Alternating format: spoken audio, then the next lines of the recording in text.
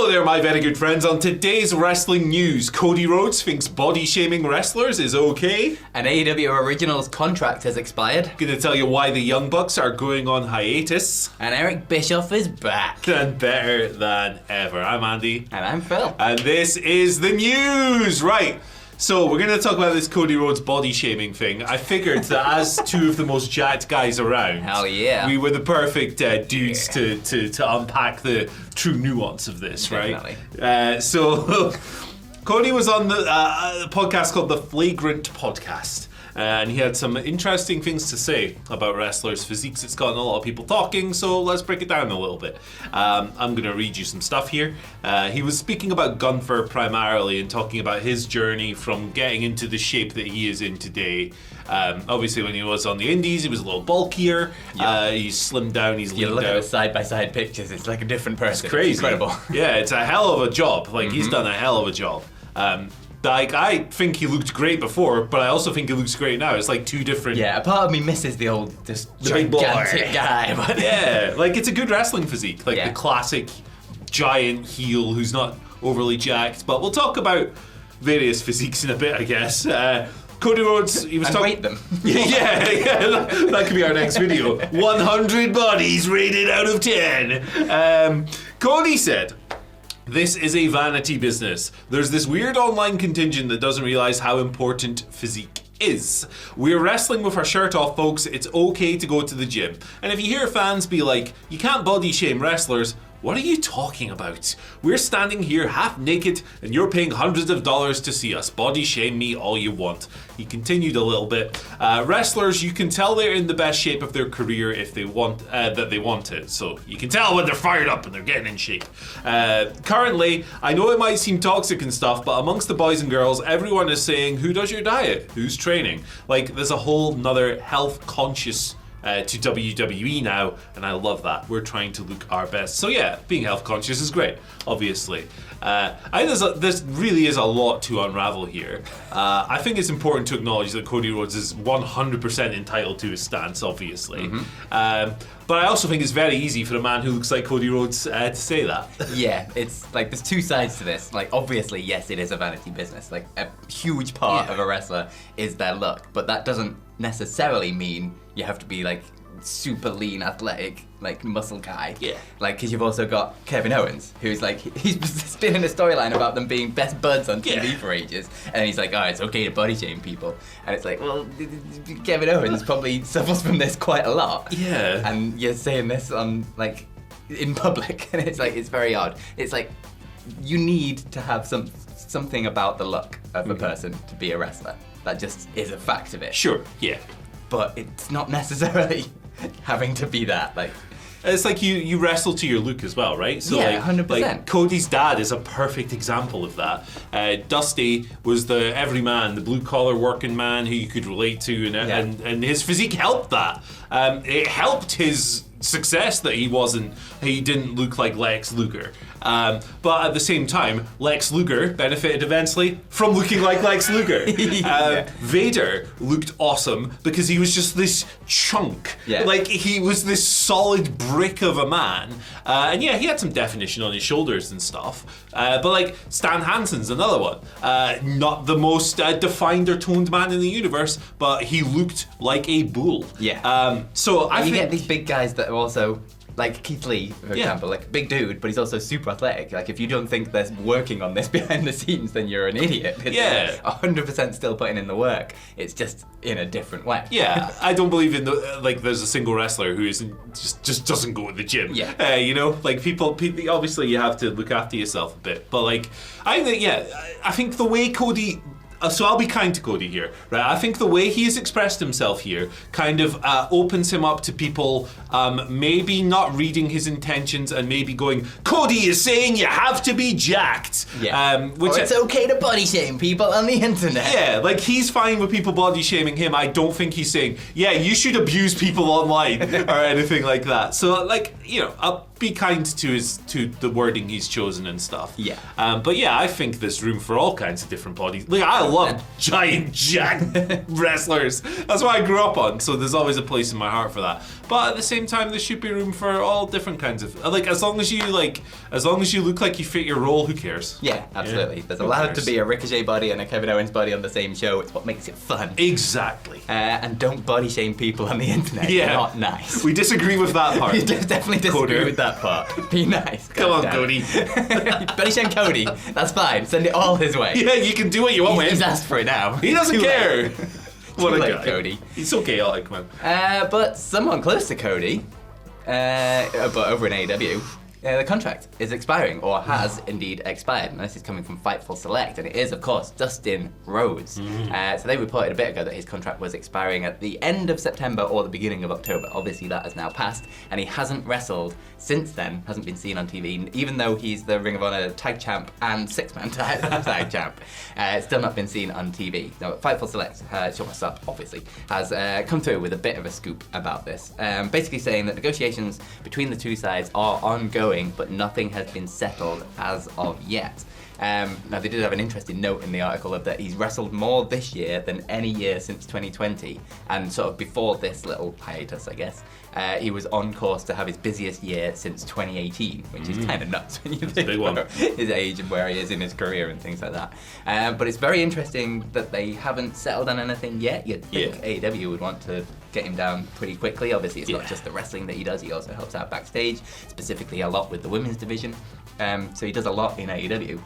But nothing's settled as of yet, even though he's a double champion and an AEW original and helps out backstage. And it's like, why isn't this being settled yet? You think you would sit down several months ahead of time and go, oh yeah, Dustin's deal's coming up, let's sort that out. So it feels maybe like Dustin just waiting for the deal to be up so he's allowed to go and talk elsewhere and possibly, see what else is there. Possibly. Like if I was him, I would definitely do that. 100%, right? why the hell not? It's a like, wrestling business at the end of the day. You've got to play these guys off each other to get the best deal for you, especially when it might be the last contract you sign. Precisely. Or in-ring contract you sign. Precisely. So it's like, even if his heart is set on staying in AEW, I would still do that because you might get a bit more money, or you might find yourself in a more advantageous position.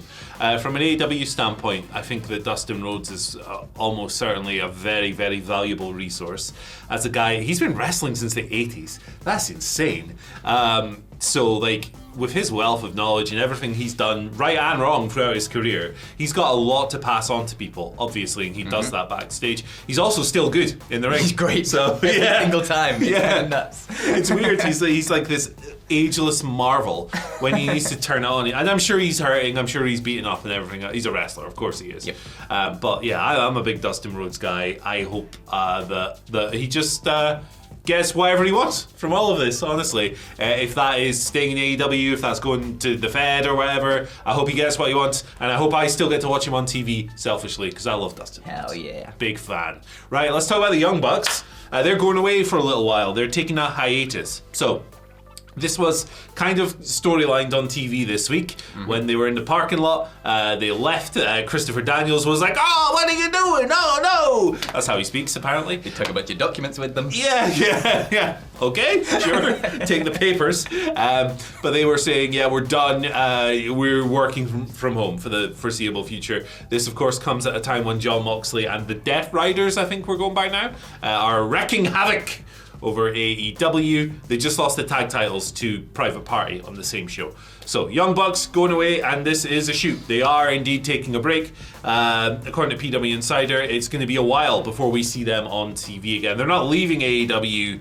They are planned to return. They're not walking out or anything like that. But yeah, they're going to be taking a break. Apparently as well, according to Brian Alvarez, Nick Jackson has been suffering from a separated shoulder that's been bothering him for a few weeks, so he'll get all healed up and stuff. I mean, he sounds like doing that, probably. Yeah, that's how you do it, man. That's how you fix it. I think it'll be sorted. Yeah, it's no in longer time. no Buddy longer. guys, we know. Yeah, this is it. We are the experts. The most jack guys on this channel as well, I hear.